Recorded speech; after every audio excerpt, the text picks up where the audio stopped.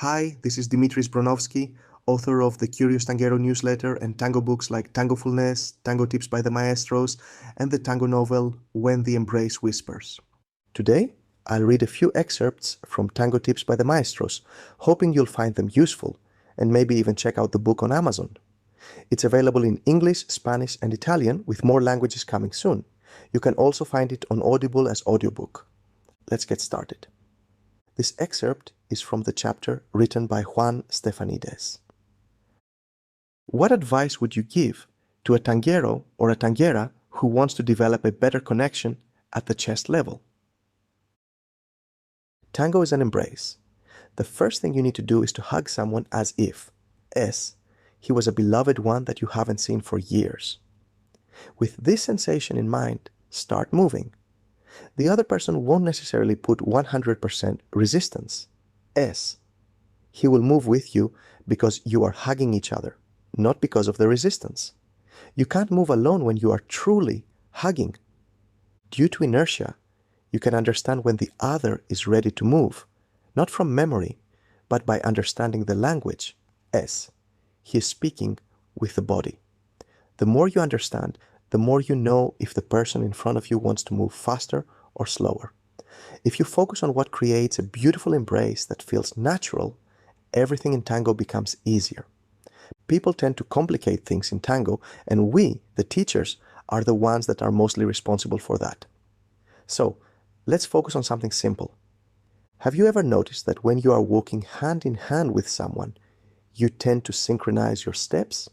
When one of you starts walking differently, the other one synchronizes. It happens automatically.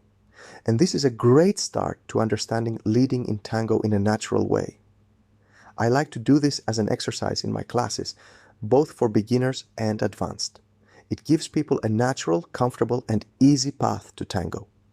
The reason this is so powerful is that every one of us has a deep connection with the experience of walking while holding hands.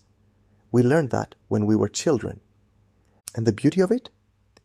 You can practice tango whenever you are walking in the street with your partner.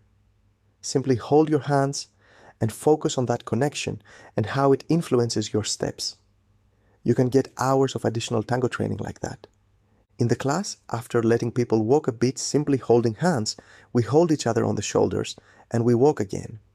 Then we start closing the distance slowly till we get all the way to the final embrace.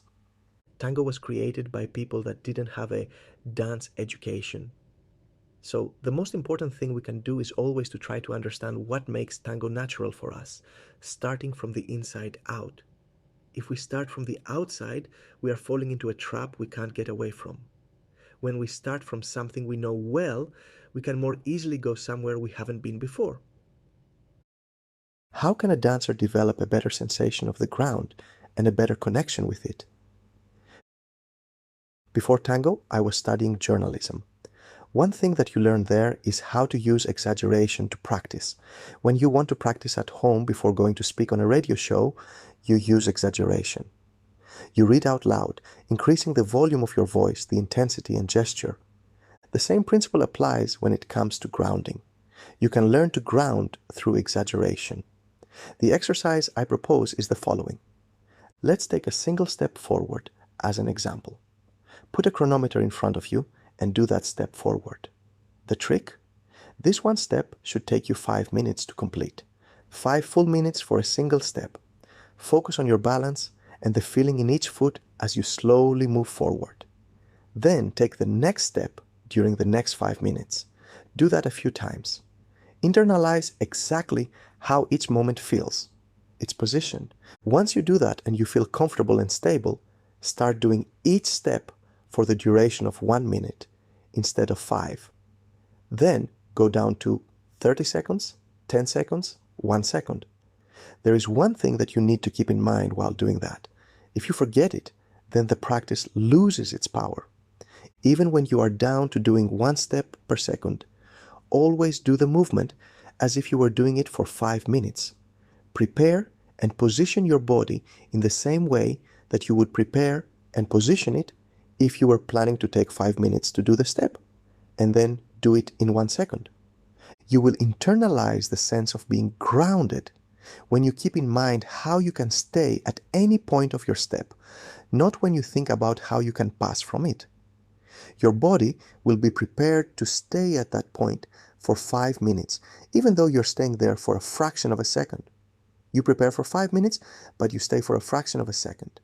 If you do that, the people who dance with you will start feeling your body's preparation to stay grounded. You will feel grounded. Your practice of exaggeration will give you stability and balance. Let me tell you a story. When I started dancing tango, I had a horrible memory. I couldn't remember any sequence, so I focused only on what I could do well, understanding why each movement happens. At the same time, I had a friend who had an incredible memory. He could memorize sequences on the spot. When you were watching him dance, he was moving fast from one sequence to another. I asked him why. I still remember his response: to not fall. He was doing all those movements in order not to fall. The sequences were his tool to avoid falling when losing his balance. If he was falling to the left, no worries, he had a move toward that direction.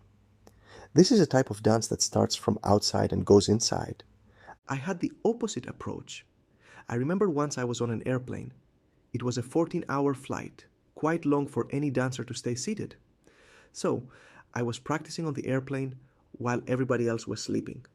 Front step, pivot, side step, since there was no space due to this guy's elbow, more dissociation, to pass next to bewildered passengers looking at me on their way to the bathroom. The beautiful thing? The airplane's unpredictable vibrations. When everything moves, you can learn a lot about balance. Once, I had to dance with a partner of mine inside a train while it was on the move. It was a model made in 1911, almost 100 years old. We were dancing and everything was moving. You were going to step at a certain spot on the floor and the spot was no longer there. Can you imagine how much easier it is to dance on a steady dance floor after that? And do you recognize why that works so well? If not, let me remind you. Exaggeration. Go to the extremes, practice there, and then come back to normal. Try that with different steps, not just walking. Pivot, dissociation, change of weight, you name it. Start from 5 minutes, internalize everything you can, and start reducing the duration. Prepare your body to stay at a certain place for 5 minutes, and then feel free to make the move in a fraction of a second. Good and great dancers, good and great teachers. What's the difference? A good dancer might not be a good teacher. In some cases, this is because the student learns differently than the teacher teaches. He might be a visual one, while the teacher teaches experientially, for example. Some students are capable of quickly grasping the ideas of the teachers and materialize them, while others don't. Sometimes the teachers are not able to identify that and adapt the way they teach accordingly. How can a good dancer become great? It is not just about the movement, the music, or the harmony. Pugliese used to say that he knows his music is good when it looks nice on the feet of the dancers. One day, Pablo Porcelli, a saxophonist, invited me to the studio to dance based on the music his orchestra was playing. It was a mix of traditional and modern sound, an experiment. After we finished dancing, he told me, "What I loved most during your dance were the faces of the musicians who were seeing how what they were creating all those years was being transformed in the movements of your legs. They were noticing how their work was transferred from vibration in the air to the dancer's movement. The dancer has a similar responsibility. Beyond the movement, the dancer should be able to transfer an idea. And this can be during a show or a milonga. This is why the most difficult thing for a dancer is not moving. Because when he doesn't move, the observers see her, him, not her, his movement. And this is what most dancers have difficulty showing, their true selves. When you can do that, then you are a great dancer. On a more practical level, still focusing on the dancers and not the teachers, you need to create a good embrace, musicality, pay attention to your partner and the circulation on the dance floor. Moreover, you should develop your adaptability so that you can dance with more people. A month ago, I saw a show of two dancers that are considered good. When they finished, I said to myself, they dance nice, but they are like a moving directory of sequences. I personally need to see something more. In Buenos Aires, sometimes, when we see dancers like that, we say that they learned tango on YouTube. When from inside you feel something, from your left, people feel something different. From the right, people feel something different. From the top, when that's possible, they feel something different. Then something is wrong. To be a great dancer, you should communicate the same message all around. To do that, you need to be aware of what is around you when you dance, to listen to people breathing while watching you, to feel the atmosphere. A great dancer can be aware of all the conditions and incorporate them into his or her dance, taking into account the floor, the space, the energy of the people, and all the conditions that exist the moment you dance is necessary if you want to be a great dancer. How can a dancer develop a better sensation of the body, the alignment, and the axis? A lot of students ask how they can develop a better sensation of their body.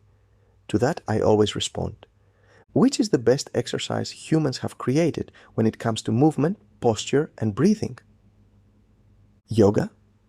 It is a whole culture focused on feeling okay with your body, knowing your body. I said earlier that you need to feel that you are dancing naturally. How can you do that? You need to exercise your body so you are certain it can do more easily the things you want to do. Yoga helps you know your body and expand its limits. Sometimes I joke, saying, yoga forces you to put your leg up for 10 minutes straight. To that ability, you add the embrace. Moreover, to lead well, you need to know well both your body and your partner's body. Sometimes you might want to do something and think that you can do it, but actually, you are not physically capable of doing it. Yoga helps you avoid that. It helps you understand your body and discover muscles you didn't know existed. I developed 50% of my tango abilities in yoga. It is the fastest way. You can learn in 4 years of yoga what might take you 20 years to learn in tango. It teaches you to feel at the same time your body, your environment, your breathing. That's exactly what you need in tango. How to develop the ability to receive information from your partner during the dance. Recently, I was talking with a friend discussing how other people dance and how each one of us likes to dance and with whom. During that discussion, I started asking myself, why do I like to dance with certain women and my friend doesn't? I realized that what a follower does influences my friend and me. Maybe my friend cannot deal with that influence, and I can. Maybe we are being influenced differently because I can understand better what happens inside the body of the follower. How do I do that? I focus on something very specific in the beginning. I try to feel if she can understand what I want to do in the first seconds of our embrace. I embrace and remain perfectly still. Following what we discussed earlier in the chapter, my body feels like I am planning to stay still for the next 5 minutes, although that sometimes lasts less than a second. For me, that's enough to understand most of the things I need to know. Then, we start to move. There are women with whom I can't do gyro. With others, we might be in our 4th step, and we have already done 5 gyros. Okay, that was an exaggeration, but you got the meaning, right? The more experience you have, the more quickly you can recognize what's happening in the body of your partner. Focusing on understanding your partner's natural tendencies at the beginning of the dance is one of the most critical elements that make a good tanda. Keep in mind that to get a better feeling of someone else's body, you must also open your body and your senses to understand as much as possible, to listen, to feel. What tango gives us is that it allows us to be closer so that we can identify smells, breaths, difficulties. If you are not taking advantage of that opportunity for deeper communication, your tango is limited. Of course, together with that opportunity comes responsibility. Imagine for a moment that you are dancing with someone. During the first couple of songs, everything goes well. But then, during the 3rd song, something happened, maybe a miscommunication, and you both lost balance. And after that, everything feels weird. Why? Because you and your partner lost something. You stopped being open, relaxed, receptive. You let one moment define your state and lost those three elements. Those are the elements you must always protect. Whenever I dance, I have in mind that I want to dance with that human being in front of me, to be open, to maintain the flow, not to try to control her too much, simply to discover her natural tendencies. Maybe their teachers have taught her to dance differently, for example. By being less controlling, it is easier to understand what your partner is doing naturally. This understanding is extremely important for the quality of your dance. Now, I would also like to mention something I consider very important. As a leader, the person you are dancing with must have trust that you are doing with their body, what their body and skills allow. And your partner needs to give you the feeling that she wants to follow. This is critical for a dance that feels good, and it is your job to protect this initial state of mind. When something goes wrong, apologize. She has given you everything, her trust, her body, her intention. What more can you ask? Now it is your responsibility. Assume the responsibility when something goes wrong, because otherwise she will take back the responsibility that she gave you by choice. I laugh when a mistake is made. Why? Because I want to communicate a simple message. Come on, let's go slowly again, let's meet again, let's surrender to each other again. Look at Geraldine Rojas's dance. Astonishing. She gives herself, surrenders her body, puts her trust in you. That doesn't mean she doesn't have a personality, of course. It is exactly because of her strong personality that she's able to be comfortable even when she delivers 100% responsibility to someone else. Closing our discussion, let me say this. The closed eyes of the follower are not only in the eyes. The follower might have her eyes closed while her whole body is tensed, scared of what is happening. Your job as a leader is to create an environment where the follower can close all her eyes that are focused on observing and protecting and keep only her attention on feeling, on trusting. There is a favorite memory from my childhood that you might have as well. The moments where you were closing your eyes, holding the hands of your parents, fully trusting them to take you where they wanted. That's trust.